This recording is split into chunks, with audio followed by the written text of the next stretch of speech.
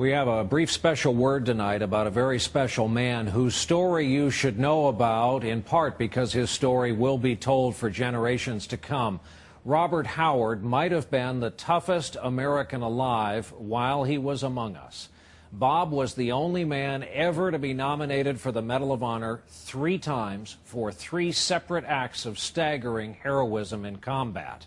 But you can only receive 1 Medal of Honor per lifetime, and so that's what he got in 1971 from President Nixon.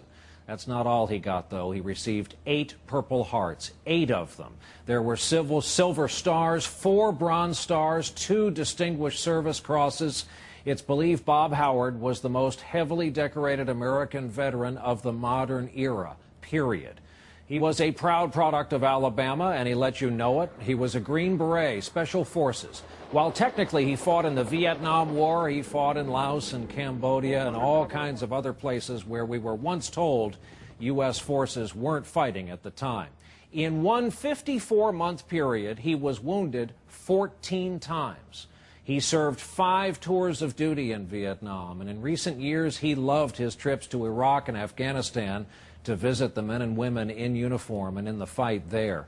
Bob had 2 master's degrees, but for the most part he was a soldier with only 1 employer.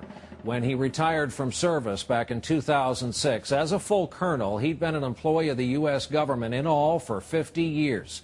That old expression, they don't make them like him anymore, well, they don't. Bob Howard died today. He was 70 years old. Cancer did what the enemy never could do. It got him and brought him down. He leaves behind 3 children, several grandchildren, a lot of us who were proud to be his friend. In addition, Bob Howard leaves behind a grateful nation.